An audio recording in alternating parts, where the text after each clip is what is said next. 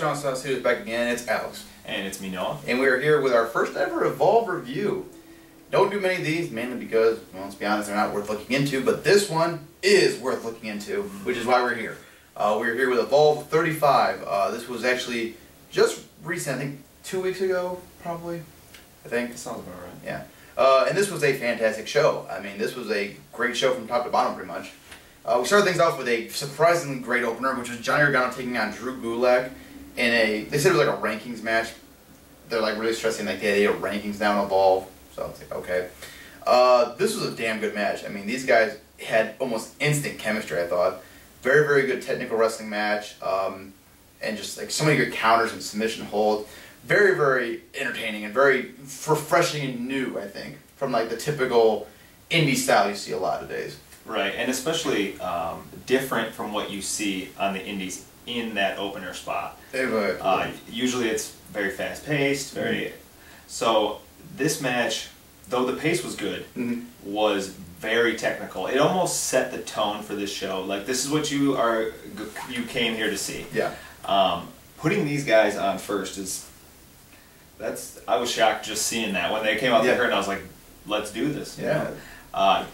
And some of the exchanges these guys had were mind-blowing. Oh, man. One of the roll-ups that Gulak had. Yeah, like Johnny Gargano went to leapfrog. I mean, Gulak rolled under him and like got him into a sunset flip. And it's like he rolled under and then kicked himself up to jump up and catch him. It was crazy.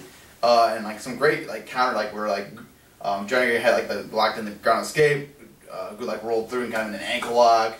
Did like a counter roll like into the Dragon Sleeper. It was like, oh, so many great spots. And I liked how they stayed really technical until Gulak kind of changed that. Like he just walked up to Johnny, like just slaps him. And it's like, okay, no.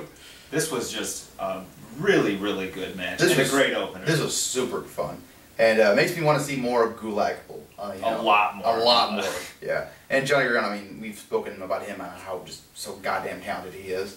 And he's a guy that doesn't fall into the same problems that a lot of top indie guys get to, where it's the same match, basically. He can have a technical wrestling match, and then he can have a match for just crazy shit, you know. So, I gave this 3 3/4. I also gave it 3 3/4. Awesome. And then we had a match between two guys we've never seen before. Tracy Williams making his Evolve debut, and Timothy Thatcher, who is a guy I've heard quite a bit about, like in the WWN Live family or whatever, making a pretty big name for himself. This is pretty fun, actually. Very kind of a basic match, like not a mind blowing match, but a very good technical match, I think. Yeah, and this was more of a showcase of Thatcher. It was a competitive match, don't get me wrong, but I think it was mainly to push him, and I was impressed. I like this guy. He works a very Kings Road style, or an old school style, where he works the holds, and it's very technical, but he's got an aggression to him. He's not boring in the ring. Yeah, I do enjoy it. Like I do like how especially when he does a wrestle, or like he actually cranks those holds, like makes it look like okay, he's actually trying to have a submission hold. And one spot I really liked, I think, was when he did a European uppercut to the guy's arm, and just it sounded nasty. It sounded like he dislocated the guy's arm. And Tracy Williams, he was a local guy. Yeah. And he was pretty good. Yeah, for a guy that wasn't meant to, be anything special. For a guy who's clearly being fed to someone else, he actually held his own. He didn't get buried. And technically, he did also. Yeah. Very. This was solid. I enjoyed it. Yeah. I give this 3 stars. I gave this 2 3/4. Okay. Next up, we had Drew Galloway taking on Roderick Strong. Galloway tried to make it an Evolve title match, but the referee said, "Oh no, Roderick's not high enough in the ranking. He can't have a match." I'm like, okay, whatever. I thought it was good because it made Galloway look like he wants to be a fighting champion, which is a nice thing, and that's something they're kind of pushing with Evolve. One thing we forgot is that the ring announcer. I feel bad for her because she introduces Drew Galloway as Drew McIntyre, and I mean Drew McIntyre Galloway, and it's oh man. So yeah, this was the first time I saw Galloway in his indie work. I was pretty impressed with him. I mean, I think we both said he has the skill. It's just he needs to crispen it up a little bit. He's just a little sloppy, Yeah, he needs a little polishing. This was an enjoyable match. It was like, how do I say it? He was a guy that I'm not a fan, but he holds his own. He can put on a good match, and I enjoy watching him get his ass kicked. Yeah. Oh yeah. So Roddy brought it too. Oh yeah. Roddy, I mean, Roddy will make everyone work. Right. You know, you're either gonna work or Roddy's gonna beat the shit out of you. But this was really.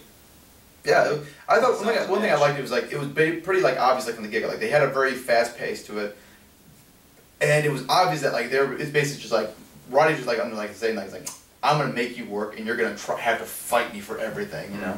And Roddy made it clear a couple of times that you're not running the show here. Yeah, like okay, there's one part like where like McIntyre was trying to chop him in the corner and Roddy just starts kicking him and it's just like. It's pretty obvious, like Roddy's like, I'm not playing that shit, you know. Yeah. No. Yeah. I really enjoyed it. One thing I did not like is that they did have, like, they do like a big power move, and they would lay there for like a couple, you know, they would like lay there for too long and, you know, like rest kind of like, and it's like, you know, I hate that. But, you know, it's not the worst. But yeah, Galloway was pretty impressive. He held his own very well.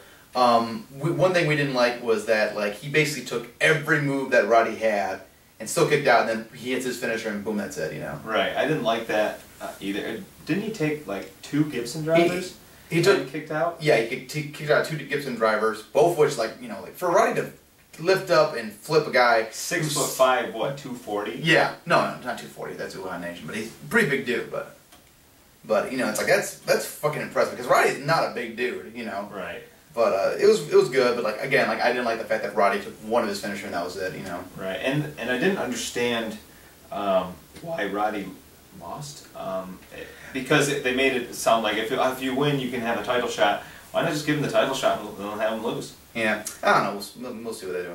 But again, I think maybe if that's the case, like maybe they're going to build up to eventually a rematch where Roddy gets a title shot for some reason. So we'll see.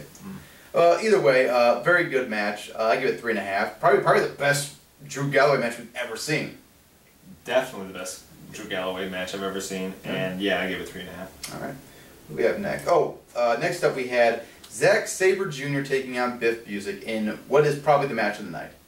These guys went to fucking town. Very much like the opener. Started out technical, you know, very, very respectable, very, you know, nice break holds. And then at one point, Sabre bent Busick's arm and put on the mat and stomped the shit out of it. To the point where I had to grab my own arm to make sure I hadn't broke my hand. I was cringing so hard. The way he worked the arm in this match, it was gruesome. It was barbaric. There was one time where he had it all bent up and he was pushing it in this all different directions. Yeah. And Busick falls back on the ropes, and it just looks terrible. It looked like he really messed him up. Yeah. I've never seen arm work like that unless it's in like Nigel and Danielson back in the days. Yeah. Sabre was vicious, and Busick, to his credit, man, he held his own because he was fucking beating the shit out of him with those uppercuts and just everything. And I love that he can have such a simple finisher and not bore me with it. Yeah, okay. So, great, like, again, great back and forth. I mean, some great exchanges. I mean, just awesome. I think, what was it? Like, I think Sabre came off the top rope and just got clobbered. Crushed him with the uppercut. You know, some great stuff. And then, like, Busick's finisher is just a sleeper hold. But, like, he cranks that thing and, like, it makes it look like it's gonna choke it. And it looked like Sabre was actually trying to legitimately pass out. Like he was getting a little pale in the face. Yes, he was. But yeah, this was just fantastic. I mean, again, very simple work, but like it was just so effective. And Sabre is just he's one of those guys where he makes everything count. He makes every little move he makes count in that ring, and you know that's the European style. But he's mastered it, I think. Oh yeah. And, there's something about him. He's confident. He's not a big guy, but he works a great technical style. Yeah. He picks body parts. It makes the dynamic of a match, even when he's against a big guy, makes sense. Yeah. Want to see more of Sabre in the U.S. I mean, this guy is just so fucking good. Everything he does is wonderful. This was a 4-star match in my opinion. I definitely have to agree with that. And my favorite match on the card. Absolutely. Also, at the end of the match, Busick challenges Thatcher to a rematch, so probably gonna see that at the next Evolve show, which that'd be kind of cool. Like, it's gonna be interesting because like both of the guys have very similar builds and very similar styles, so we'll see how they clash. Yeah, that should be good. All right. Then we had the Open the United Gate Tag Team title match with the Bravados taking on what was supposed to be the premier athlete brand of Anthony Nese and Caleb Konley, who have just terrible music. Awful. It's so generic. Yeah. And then out comes AR Fox in a horrible ring jacket. Oh my! What is the deal with that? I don't know. And he says, "Oh, I have a match. I have a match anytime I want." And it's like, okay, I don't remember when he won that, but it's like, okay, I'll buy it. And he says he wants a tag team match, and so his partner, it turns to be Rich Swann. Oh, well, they had to yell this because Moose broke the microphone. And so this became a three-team elimination match for the Open the United Gate Tag Team titles. This was a very, very fun match. I mean, this was basically, everyone got their shit in, but it was fun. Yeah, and everybody looked pretty good here. Yeah. It was good to see the Bravados back. Yeah. They looked like they were in pretty good shape. Yeah, they had a really cool exchange, like that apron exchange, like where he did a T-bone suplex to Konley. Oh, that was awesome. Yeah, and then AR Fox being a fucking maniac and doing a swanton off the top of the fucking rafters or whatever. Oh, he just doesn't. He is too stupid to feel pain. Yeah. He's like Chuck Taylor says. And then the really cool like thing where the Bravados got pinned, which I'm always a fan of, like when they do a triple threat match like that, like where the champion gets pinned, because then the crowd really gets excited because like, oh, we're gonna see new champions. You know? Yeah, that is cool. It's a very simple thing, but it always works, I think. Mm-hmm. Then there was one of the craziest spots you'll ever see. Oh my god! Well, first, like, you know, they had the Premier Athlete brand and Swann and AR Fox had a really cool, just like back and forth exchange.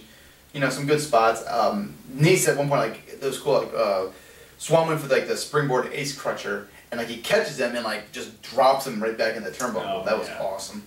And then Swann and Rich Fox are going for their finishers at the top rope. Konley catches Fox and delivers from the second rope a Death Valley driver onto the apron, which I'm pretty sure Fox was dead. It was nasty. It looked like he hit about that much of the apron. Just, ugh. Yeah. And then Anthony's won with a 450 splash on the Swann. So new Open United Gate Tag Team Champions, Konley and Anthony Nese, which I'm pretty happy about because I think both guys are pretty good. And they're obviously, like, Bravados were not in Dragon Gate and Evolve very often for whatever fucking reason. They do a lot of international dates, I guess. They were in Europe for a long time. So this will probably help, like make the titles more defended, and you know. I'm interested to see what Nese and Konley do. I hear a lot of good things about Konley. He did look a lot better in this match. I thought he pulled his weight. Again, I'm not completely sold because I haven't seen. Yeah. It's hard to tell in multi-man matches, especially like that. Yeah. But I want to see more. Yeah. You know. That's a good thing. I give this match 4 stars. Very, very fun. Just, you know, like basically just everyone got their shit in, but it was fun, and the crowd was eating it up. Yeah, I'm gonna give this 4 stars also. Everything you want from a triple threat elimination tag team title match for the titles. Obviously. Oh, and also there was another cool spot where Rich Swann did like a sunset flip on the outside, and Moose caught him and then powerbombed him in AR Fox. Oh yeah. That was awesome. Do that in ROH. That'd be sweet to do that.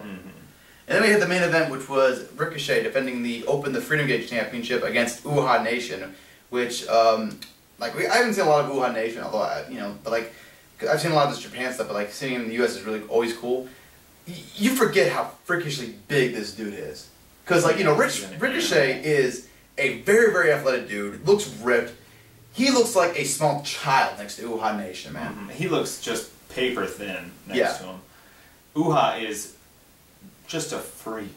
He is I've said this multiple times, like, that guy is a one-of-a-kind wrestler. There is nobody on the fucking planet that is that big and that athletic. I mean, he is a freak of nature, and in the best way possible. Yeah. No offense. No. Gets taken by that, because that's... No, he's fucking awesome. This match was very fun. I mean, these guys know each other very well. They had a match that was better than this, actually, in Dragon Gate in Japan, which I want to check out now. But this was fun. It was very basic. You know, Uhaa Nation basically just, like, he's a monster, and Ricochet just, you know, none of Ricochet's usual offense is going to work against him. And so Ricochet had to, like, work the leg and, you know, actually try to take the beast down. It was fun, and they did some really, really cool spots. I mean, like, some dives to the outside. And just, At one point, Uhaa Nation did the craziest fucking move ever, which was got a double pump handle on Ricochet, flips him, catches him, instantly drops him into a tombstone pile driver. Looked like he broke his neck. Yeah, it looked rough. Yeah. But, man, what a sick spot. And then, another thing to Uhaa Nation's credit about being the most athletic and huge motherfucker, he does the same spot that Adrian Neville does with the flipping kip. Yeah. Into the corner for a springboard crossbody. Yeah. Crazy. Yeah. And I also like that he kept selling the leg, like it's like trying to work out the kinks of his leg. He didn't just just like oh my god, a big man that can sell, Right. So yeah, very fun match. It wasn't like a crazy match, but like just very, very solid. I mean, everything they did made sense, A little slower at times, I think, but like, and the crowd really died out or whatever. Yeah, the crowd was really in and out of this. Yeah. Like there would be a big move and they'd pop for it, but then they'd go back to nothing. Yeah. And I don't know if I think the pacing was a little bit weird. Yeah. It certainly was weird because they did like a lot of they did some big moves with it, and then they slowed it down. Big moves, slowed it down, But it was fun, and like Ricochet, to his credit, like lifting up Uhaa Nation for like suplexes and shit like that was pretty crazy. Pretty impressive stuff, yeah. Yeah, very fun match. I give this 4 stars. Yeah, this one, this one's hard to rate. I originally gave it 4. I think I'm going to give it 3 3/4 because to me, I don't think it would hold up as well watching it more than once. Fair enough. But definitely check this out. I would totally understand why some people would absolutely love this, and I would understand if people liked it a little less than we did. All right, fair enough. What'd you give the show overall? I think I'd give this show an 8.5. Okay, I'm gonna go an 8.75. A very good show. Would highly recommend. I mean, this is exactly what Evolve needs to be doing more of. I mean, like these shows with you got your high flyers, you got your technical wrestling, you got your crazy spot. You need to have more. You need to stand out more. Like I think going more toward the technical wrestling fans is a smart idea because you don't have. I think everyone does high flying, but not a lot of people do that. And I think that's a niche that isn't being filled. One thing about this show that I thought was great was there were 6 matches. Yes. This was not a super card. Yes. This wasn't an all-afternoon kind of deal. Yep, and that's one thing I liked about they had a show early this year, Evolve 25, which was like 5 matches, and all of them were great. It's like that's big cards don't necessarily mean good shows. Right. Sometimes it's better to have a very small card, but let them give them time, give them reason for wrestling and everything like that. Very, very smart, I thought. So, yeah, absolutely recommend this show though. Definitely. Go out of your way to see this. All right. Thanks for joining us, guys. Take care. Bye.